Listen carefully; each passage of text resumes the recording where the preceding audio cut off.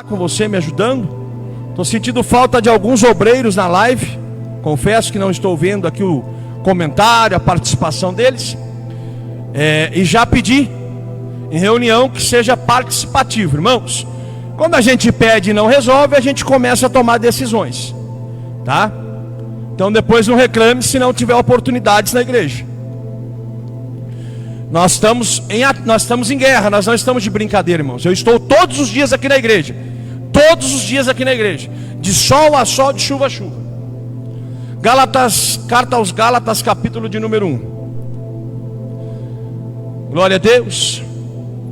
Diz assim: Paulo, apóstolo, não da parte dos homens, nem por homem algum, mas por Jesus Cristo e por Deus Pai, que o ressuscitou dos mortos.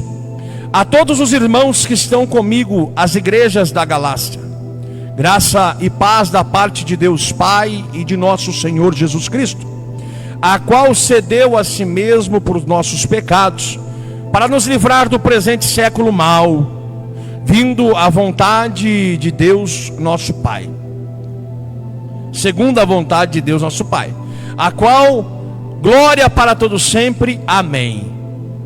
Maravilho-me de que tão depressa passasseis daquele que vos chamou a graça de Cristo para outro evangelho, o qual não é outro, mas há alguns que vos inquietam e que querem transtornar o evangelho de Cristo. Mas ainda que nós mesmos ou um anjo do céu vos anuncie outro evangelho, além do que vos já tenho anunciado, seja anatema, seja amaldiçoado, seja rejeitado. Assim como já vô-lo dissemos, agora de novo também vô-lo digo: se alguém vos anunciar outro evangelho, além do que já recebeste, seja rejeitado, seja anatema. Porque persuado eu agora a homens ou a Deus? Ou procuro agradar a homens? Se estivesse ainda agradando aos homens, não seria servo de Cristo. Irmãos, essa palavra que li, ela é uma palavra que nos remete a entender o contexto que Paulo doutrina através da carta aos Gálatas. Ele envia a carta, ele escreve, ele elabora a carta, doutrinando Galácia, as igrejas de Galácia, a respeito das falsas doutrinas, dos ventos de vãs doutrinas. E o que me intriga, o que me inspira, o que me deixa observador, é que neste interim, volto a vos dizer, era para a igreja que Paulo já tinha relacionado com ela. O apóstolo, o pai da teologia, o missionário dos missionários, a referência de apostolado e liderança. Não era qualquer um, era propriamente o antigo Saulo transformado em Paulo. E ele nos inspira aqui neste contexto que havia falsos evangelhos. O evangelho que nós devemos meditar e pregar é o evangelho do reino, não é o evangelho do ego. Volto a dizer, é o evangelho do reino, não é o evangelho do ego. Nós temos vivido dias em que o evangelho do ego tem prevalecido na terra. Eles queriam trazer seduções, trazer performance nos cultos dos dias da igreja dos Gálatas, nos dias que o apóstolo Paulo ainda estava vivo. Havia o gnosticismo, havia a doutrina dos nicolaítas, havia inúmeras doutrinas, havia o contexto do farisaísmo, também da cultura pagã greco-romana, que isso tudo vinha da influência helenística. O que foi o período helenístico? Foi o período em que a Grécia perdurou do período interbíblico, 400 anos, e adentrou pelo Novo Testamento. Foi um período em que Alexandre o Grande, Alexandre Magno, filho de Filipe de Macedônia, grego, ele vinha com uma proposta que Aristóteles também lhe influenciou, a proposta de helenizar o mundo, de trazer a cultura da filosofia grega, das ciências gregas, do comércio e da polis. O que era a polis? Era a organização de uma província, de uma cidade, e isso encantava os olhos de quem tinha pouco conhecimento, porque a Grécia se destacava como uma nação de muito conhecimento. Vamos aplicar os dias de Jesus. Jesus vem simples, nascido de uma manjedoura, mas o povo queria uma cultura, como que eu posso dizer a palavra, sofisticada. O povo queria algo sofisticado, mas o sofisticado às vezes engana ao entendimento humano, porque o ser humano, ele olha o que está externo, ele não consegue ver o que tem dentro do coração. E eu fico imaginando Paulo pregando um Cristo ressurreto, e lá em Atos dos Apóstolos, capítulo 17, no Areópago, em Atenas, se não estou enganado, vem Paulo pregando a doutrina do Cristo ressurreto, que salva e dá a ressurreição. E de repente ele é seduzido por alguns hebreus, e também por alguns da escola, das escolas da filosofia, irmãos, que fazem perguntas a Paulo em relação ao seu Deus. E essas duas escolas da época eram escolas, e eu quero meditar com os irmãos aqui rapidinho nesse contexto, para que o irmão entenda o que Paulo enfrentou na sua jornada. Capítulo 17 de Atos dos Apóstolos. Capítulo 17 de Atos dos Apóstolos. Ó, glória a Deus. Lá no versículo 15, se você quiser depois ler. E os que acompanhavam Paulo levaram até Atenas, e recebendo ordem de Silas, para que Silas e Timóteo fossem ter com ele, o mais depressa possível, partiram. Enquanto Paulo esperava em Atenas, o seu espírito se comovia em si mesmo, vendo a cidade tão entregue à idolatria, de sorte que disputavam na sinagoga com os judeus, os religiosos, e todos os dias na praça com os que se apresentavam. E alguns dos filósofos epicureus e estoicos contendiam com ele. Uns diziam: que quer dizer este paroleiro, este falador? E outros: parece que é pregador de deuses estranhos, porque eles anunciam a Jesus e a ressurreição. Aí lá no verso 34 diz assim: todavia, chegando alguns varões a ele, creram, entre os quais estava Dionísio, o Areopagita, e uma mulher por nome Damares, e com eles outros. Irmãos, Paulo, em meio a um mundo dogmisticado, vivendo dogmas e misticismos, e ele vem com um evangelho simples, o evangelho de Cristo. Só que havia lá no meio dos epicureus e dos estoicistas duas escolas da filosofia que acreditam muito no naturalismo, nas coisas do homem. São muito creem muito no universo, mas não conseguem explicar de onde vem. E eles tinham um altar dito assim: altar do Deus desconhecido. E a filosofia tem 4 perguntas sem resposta: da onde eu vim, por que eu estou aqui, quem eu sou e para onde eu vou.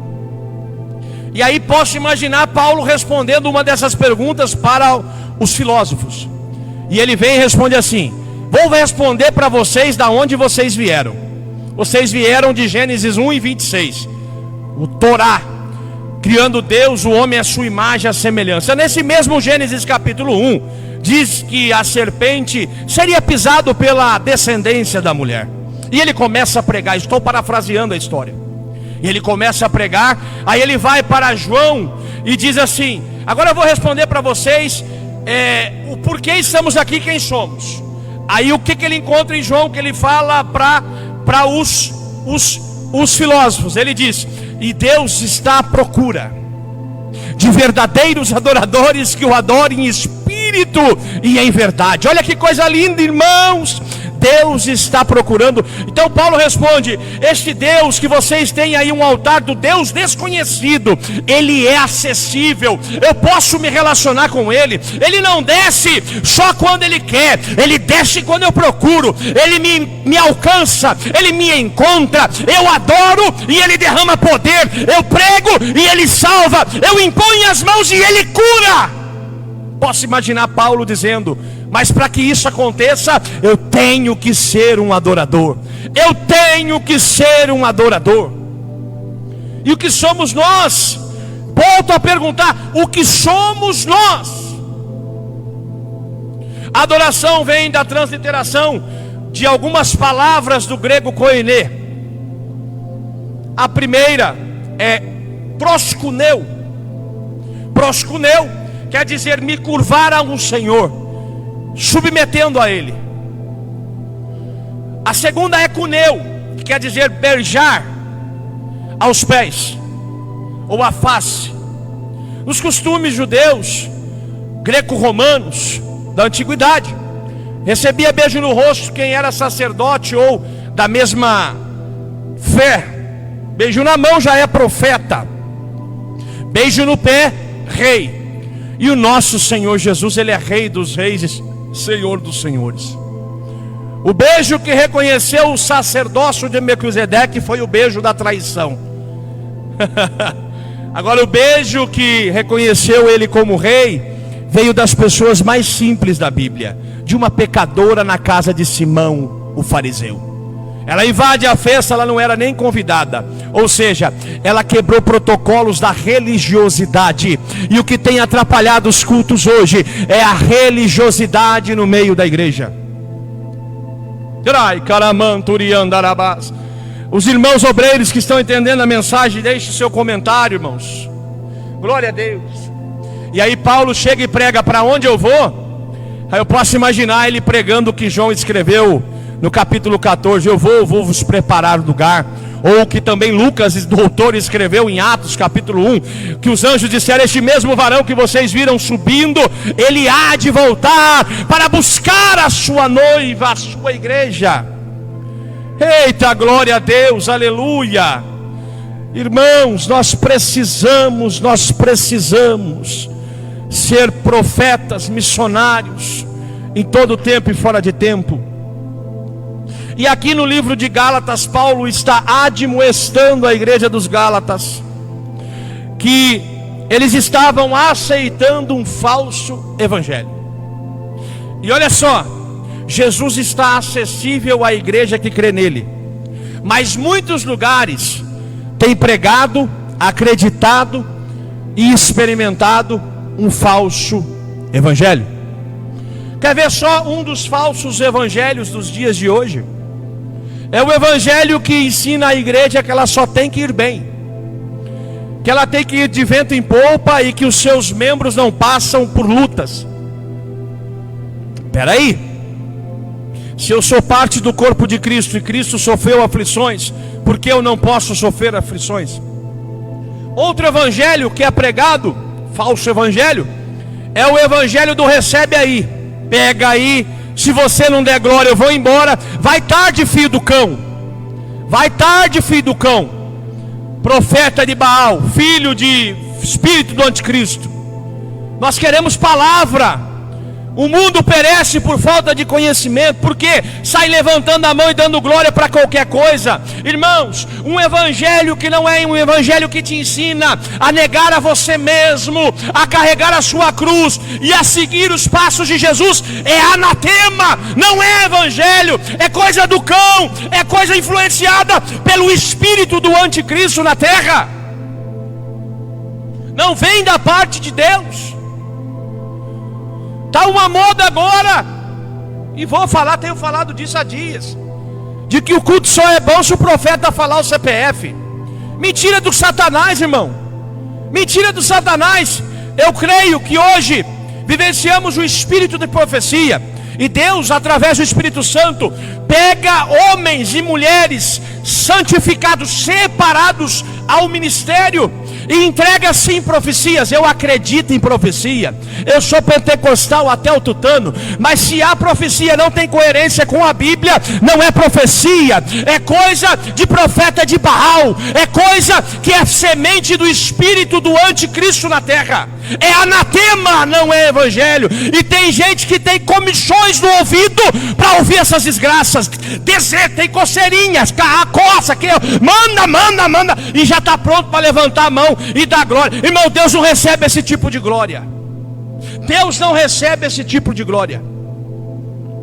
Eu afirmo com toda a minha convicção, tem que ser um culto racional, um sacrifício vivo. O que é vivo? Vivo é sem doença, vivo é puro, vivo é sangue, vivo é sem mácula, é um culto racional. O que é racional? Eu sei o que eu estou fazendo, e sei com quem estou me relacionando, e sei como Ele está falando comigo. E o duro é que esses profetas de CPF trabalham com envelope, irmão. Só com envelope. Só quem sentiu dá 100, quem sentiu dá 200, 500, 50, 30. Irmão, vou voltar a te dizer, disse ontem, Deus quer uma reação da igreja imaculada. Deus quer uma atitude de Jairo. Olha aqui. Nós não vamos aceitar um evangelho que não seja o evangelho de Cristo, como Paulo pregou aos Gálatas. E agora eu preciso vir com você no livro no evangelho de Jesus Cristo, segundo o registro é Marcos, capítulo 5, versículo 20. Opa, deixa eu ver aqui, a Bíblia está pequenininha a letra. Versículo 21. Enfim, é a história de Jesus. Lá no verso 35 do capítulo 4, Jesus diz para os discípulos assim, ó: entremos no barco e passemos a outra margem. Veio a tempestade. Quem pilotava o barco não era Jesus. Tem muitos pregadores que pregam errado. Jesus não é reduzido a capitãozinho de barco. Jesus é rei. Rei não pilota barco. Rei descansa para capitão pilotar. E Jesus está descansando no barco. E Jesus está descansando em meio a essa pandemia. Sabe por quê? Ele tem consciência de quem Ele é, irmãos. Jesus não se reduz a problemas. Jesus é a solução de todos os problemas. E quando Pedro assume a responsabilidade, que Pedro era dono de barco, é ele que pilotava o barco. Sabe o que eu quero pegar para você hoje? É você que pilota o barco da tua vida. Não é falsos pastores, falsos sacerdotes, não é gnosticismo, não é espírito do anticristo e falso profeta. O barco está na tua mão. Aonde você vai ancorar ele? No centro da vontade de Deus, ou no centro da expectativa da performance de falsas profecias? Por isso que você vive em desilusão, enganado, porque você não está no centro da vontade da ancoragem de Deus. Quando Jesus responde para Pedro assim: tu és Pedro, Mateus 16 e 18, e sobre essa pedra eu edificarei a minha igreja. É dois termos gregos do koiné, original bíblico. Um é Petros, o outro é Petra. Petros é fragmentinho de pedra quebrada, lascada. Quer que eu te diga? Petra é a rocha original. Entenda o que eu estou pregando. Aonde foi lascado, pastor Eduardo? No Gênesis. Porque estávamos fundidos em Cristo na imagem e a semelhança do capítulo 1 e verso 26. Quando o casal erra, o fragmento se quebra. Por isso que Isaías 7,14, Jesus diz assim, ó, através do profeta Isaías: e a virgem conceberá, dará à luz ao menino, que se colocará o nome de Emanuel. O que quer dizer Emanuel? Deus conosco. Fragmento colado na pedra de novo. Aí lá no capítulo 16, verso 18 do Evangelho de Mateus: e tu és Pedro, fragmentinho, Pedro, de pedra quebrada, ninguém te valoriza, cheio de falhas. Se fosse um pedreiro do mundo, te varria e jogava fora. Mas eu sou a pedra original, e você já tem fragmentos da rocha, na imagem e a semelhança que eu vos criei. E eu vou te fundir em mim, eu vou te forjar em mim, e seremos uma única rocha. não tem como fundir na rocha, se não expressarmos os fragmentos originais da nossa criação, que é a imagem e a semelhança da rocha original. E tem gente se levando por ventos de vãs doutrina, seguindo profetas do envelope. Irmãos, o espírito do anticristo opera desde o Gênesis no Éden. Ele fez a serpente seduzir Eva. Aonde que ele pegou Eva? Aonde Satanás, o Lúcifer, caiu no ego. Ó Eva, pode comer, você vai ser igual a ele, não vai dar nada. É ego, inchou o ego. Sabe como que o espírito do anticristo opera hoje? Continua operando no ego. Vou te provar. Recebe aí CPF, tal. Recebe a chave, recebe o casamento, recebe. Irmão, o culto é para cultuar, não é para ser cultuado. Deus não vem cultuar ninguém. Deus vem receber um culto de adoração racional a Deus, um culto vivo e racional. Deus não vem cultuar a sua vontade, o seu ego, o que você quer, o que você deixa de querer. Só que esse mesmo Deus que vem ser cultuado, ele está alienado à sua palavra. Em Mateus 6:33 diz assim: e buscai primeiro o reino de Deus e a sua justiça, e todas essas coisas vos serão acrescentadas. Ou seja, o rei alimenta, dá roupa, cuida e zela dos súditos do seu reinado. Deus, ele requer princípios para que você desfrute de direitos. Tem muita gente prevaricando, usurpando da graça, dizendo que pode seguir de qualquer maneira. Irmãos, por isso que Jesus disse que vai haver um dia, chegará o dia, em que muitos vão dizer: em teu nome eu profetizei, eu expulsei demônio, eu curei. E ele vai falar: afasta de mim, porque eu não vos conheço. Irmãos, o selo de um cristão genuíno é Gálatas 5, o fruto do Espírito: benevolência, longevidade, amor, domínio próprio de enfrentar uma pandemia como esta, convicto de que a morte não me assusta, porque eu sei que eu estou aqui só de passagem, que a minha morada não é aqui, eu sou peregrino e forasteiro, que a minha morada é eterna. E este corpo corruptível não vai ficar nessa morada. Eu vou entrar num corpo santificado e glorificado em Cristo Jesus. Agora esse Jairo, olha aqui o que eu quero que você entenda. Eu vou trazer o contexto de Jairo dos Gálatas para o dia de hoje. Um falso evangelho. Quem que era Jairo? Jairo era o maioral. Jairo era o arcon, o chefe líder da sinagoga. Ele tinha roupa de chefe. Ele era ungido como chefe. Nos cultos, se fosse nos dias de hoje, no aniversário ele entrava de tapete vermelho. A eloquência do camarada era das melhores. Ele andava com roupa da religiosidade. E o que compunha a cúpula religiosa dos hebreus naquele dia, 60% dela, eram os anciões, os escribas e os fariseus.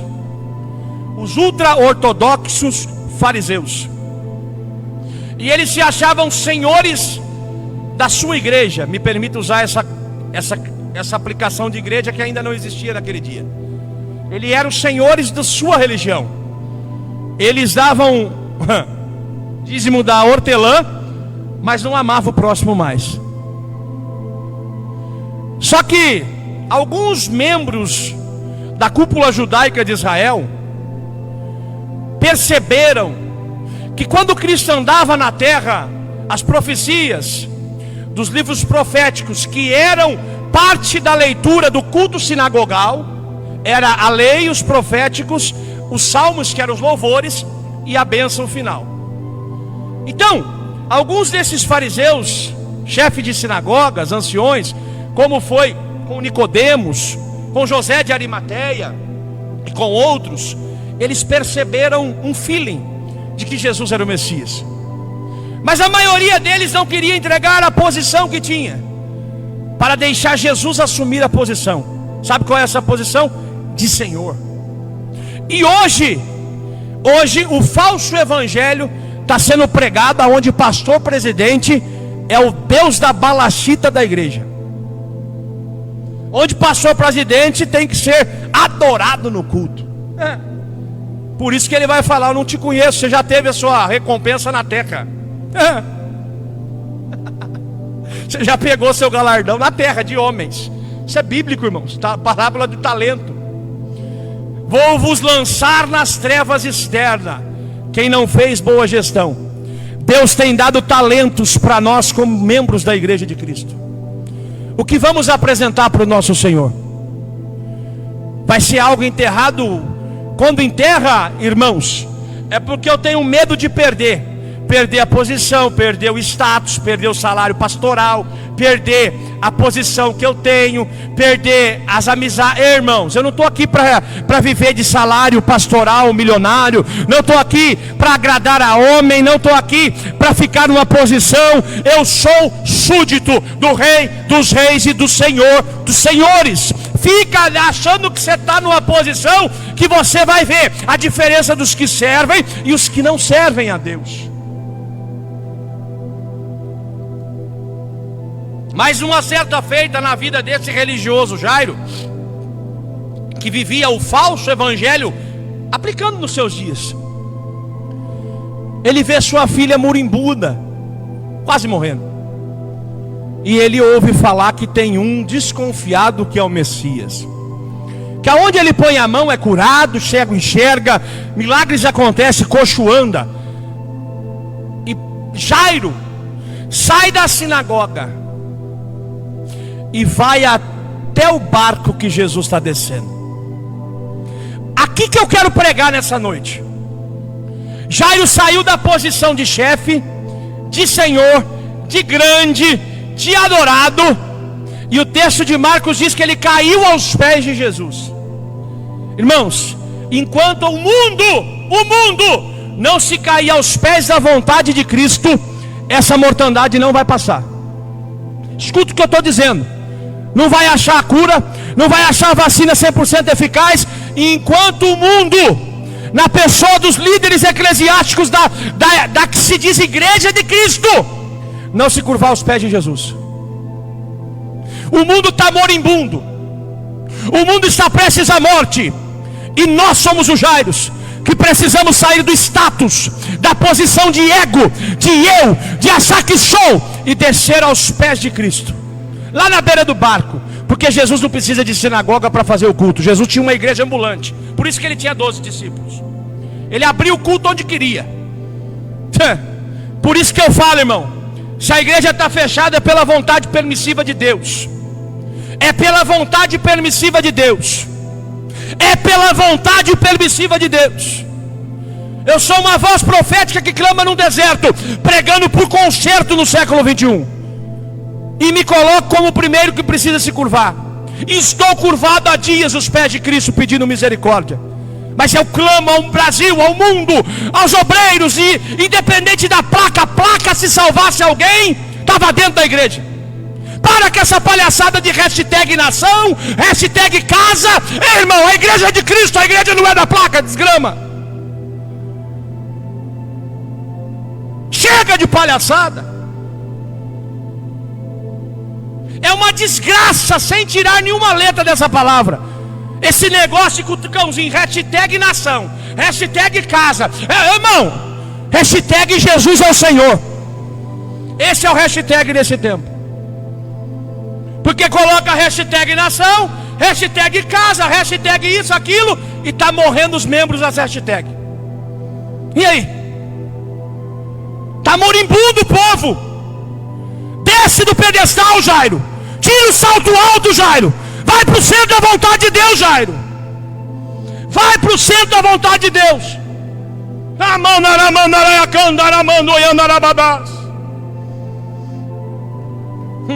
Aqui, quando Jairo vai, escuta, Jesus segue com Jairo um pedaço. De repente, olha aqui o que Jesus ensina.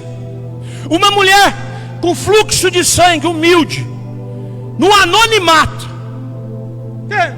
Jesus tinha acabado de expulsar um demônio. Ele foi convidado a sair da terra dos Gadarenos porque colocou o demônio nos porcos e deu prejuízo para a nação. O homem continua focado em porco, irmão, e não quer ver mais milagre. Jairo ouve falar, vai lá, Jesus está indo com Jairo. Uma mulher toca na orla das vestes de Jesus. Jesus para. O centro da atenção de Jesus era para Jairo. Escute, Jesus tira o foco de Jairo e se volta para a adoração. E ele produz um milagre na vida daquela mulher. Mas por um período Jairo teve que conviver com o silêncio de Jesus. Nós vamos conviver ainda por alguns dias com o silêncio de Deus em referência a essa mortandade. Mas eu creio que em poucos dias Deus vai fazer uma grande obra, porque tem remanescentes na terra. Tem remanescentes que não estão em templos exuberantes como a Porta Formosa. Tem remanescentes em quartos, em salas. Tem remanescentes nos sítios. Tem remanescente nas periferias. Profetas e profetisas, homens com o coração no centro da vontade de Deus. Tem ainda, e o Senhor vai se compadecer dessa terra, destes remanescentes que se chamam pelo nome do Senhor e estão se humilhando, pedindo perdão pelas nações. Mas Deus vai revelar a diferença entre o justo e o injusto, entre Jairo, que vai aos pés de Jesus, e Caifás, que quer jogar Jesus na cruz. Deus vai revelar a diferença. A conta está chegando, irmão. Irmãos, eu falei o ano passado, a conta vai chegar várias vezes no meu Facebook. A conta está chegando. Queira você ou não, a conta está chegando. O templo não pode abrir a porta. Aí alguns líderes de grande ministério fazem lives preocupados em abrir o culto. E obreiros da ponta desses mesmos líderes perderam a sogra num dia e a mãe no outro. E esses líderes insensíveis não conseguem ter uma sensibilidade nos enlutados do seu próprio ministério. Está preocupado só em abrir igreja. Filhos de Belial. Filhos de Belial. Falo na autoridade de Deus. Se eu estiver falando algo que Deus não está testificando, que Ele me mate agora nesse altar. Mas se vier do centro da vontade de Deus, que Ele tenha misericórdia desses mercenários, usurpadores da graça, que não tem misericórdia do que está acontecendo com as pessoas. É tempo da igreja viver a igreja de Atos 1:14, unânimes dentro do templo, dentro do cenáculo, dentro da intimidade, não se curvando à religiosidade. Jairo, em nome de Jesus, desce do pedestal. E eu quero falar com você agora. Qual igreja você quer ser? Você quer ser a igreja de Apocalipse 2 que eu preguei ontem, Tiatira, que fez grandes coisas, até evangelizou, limpava o templo, entregava folhetinho, fazia visita, mas tolerava a doutrina de Jezabel no altar? Profetiza idólatra e prostituta, que venha e Deus prostra esses que são adeptos dela numa cama e mata os filhos. Irmão, está acontecendo tudo o que a Bíblia diz. Ou você é remanescente, ou você é a igreja de Sardes, capítulo 3. Tem nome que vive, mas está morta. Por quê? Porque não tem o evangelho do reino, o evangelho de Cristo. Tem um evangelho que coça os ouvidos, tem comichões. Eu preciso ouvir o que me agrada. O profeta tem que falar comigo hoje. Ô filho de Bilião, a profecia das profecias é essa aqui. Cessou-se a profecia em João. Agora é só espírito de profecia. Os profetas e a profecia cessou em João. Agora é espírito de profecia. Não é quando o profeta quer, só quando o espírito quer. Então essa palhaçada, eu vou lá porque ele vai falar o que eu quero. Será que Deus quer falar o que você quer? Deus está falando com você todo dia. Deus está pregando para você todo dia. E você está querendo ouvir palavras para o seu ego. O culto não é egocêntrico, o culto tem que ser cristocêntrico. O Jesus é o centro da adoração da igreja. Tem nome que vive, mas está morta. Jesus diz assim para Sardes, conheço as tuas obras. Ele falou para João, escreve para Sardes, João, que eu conheço as obras deles. Tem nome que vive, mas está morta. O que é isso? O culto enche de gente. O camarada fala CPF, fala o número da sua conta, o nome da sua rua, fala a cor das suas peças íntimas, fala tudo para você. Só que a igreja está morta espiritualmente. Jesus está falando, eu conheço as obras. Não, tem muito movimento e pouco fruto. Tem muito movimento e zero avivamento. Avivamento é palavra, irmãos. É conversão, é mudança de vida. Não é o que eu quero, é o que Ele quer. Tá? Ei, ou você crescer a igreja de Laodiceia, rica, milionária, como muitas hoje. Ixi, ó, tá esbanjando dinheiro, mas não cavou poço. Por isso que Jesus fala, evangelista Alessandro, tu não és quente nem fria. Por quê? Porque no contexto histórico, Laodiceia importava as águas de Colossos e Herápolis, de um lugar indutos. Um lugar é a água extremamente gelada, fria, refrigério. O outro, águas termais até 50 graus. Apontando para o que na igreja? O batismo com fogo do Espírito Santo e o refrigério para a alma, que é a palavra. Agora, Laodiceia não era quente nem fria, porque quando chegavam as águas nos dutos, o calor que batia nos dutos deixava ela morna. Ela não tinha o calor do Espírito Santo e nem o refrigério da doutrina. Era como? Vai do jeito que vocês querem mesmo. Achavam senhores da população. E aí Jesus falou assim, ó: vomitar-te-ei, eu tenho nojo de vocês. E Jesus diz assim, ó: eis que estou à porta e bato. Se você abrir, eu entrarei e cearei contigo, e te proporcionarei sentar na mesa na ceia do céu. Agora a igreja de Filadélfia é a igreja que somos, que devemos ser. Conheço as tuas obras. Conheço as tuas obras. Tendo pouca força, guardaste a minha palavra e não negaste o meu nome. Eis que diante de ti eu pus uma porta aberta que ninguém a pode fechar. A porta de escape nas finanças está aberta, a porta da saúde está aberta, a porta da felicidade, e principalmente a porta de Salmos 24: levantai, ó portais, as vossas cabeças, para que entre o Rei da Glória. Salmo 24 cita por 2 vezes: levantai, ó portais. Aplica-se o texto na hermenêutica. Uma, Jesus já entrou, a outra é quando ele entrar com a noiva depois do tribunal de Cristo. Aí vai mostrar a diferença de quem foi Caifás e quem foi Jairo, de quem foi só espectador para quem foi só adorador. Só que ele diz embaixo ainda, evangelista Alessandro, capítulo 3 da igreja de Filadélfia, de Apocalipse: eis que, depois que ele fala, eis que diante de ti pus uma porta aberta que ninguém pode fechar, tendo pouca força, guardaste a minha palavra e não negaste o meu nome. Ele diz assim, ó: eis que eu farei aos da sinagoga de Satanás, que se dizem judeus e não são, farei que se prostrem aos teus pés e vejam que eu te amo. Sabe o que é isso?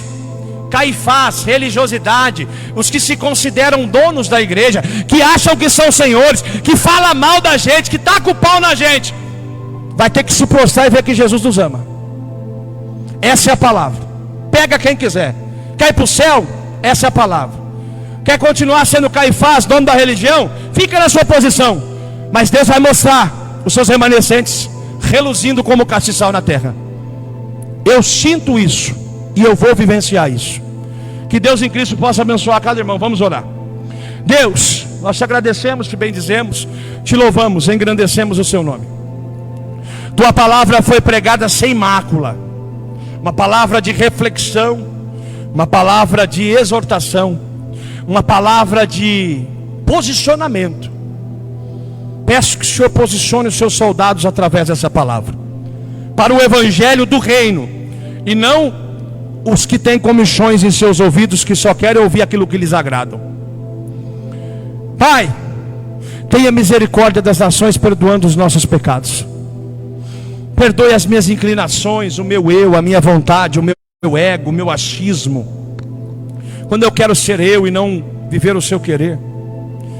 Perdoe, meu Deus, perdoe o pecado da minha esposa, dos meus filhos. Eu oro como Jó, Pai, perdoa. Perdoa os pecados da igreja que o Senhor tem confiado nas minhas mãos. Perdoa os pecados das nações. Nos presenteie, ó Deus, a tua igreja imaculada, zelosa de boas obras, está prostrada aos teus pés. Não temos outra esperança a não ser esperançar no Senhor. Não cremos em vacina e médico, cremos na sua provisão.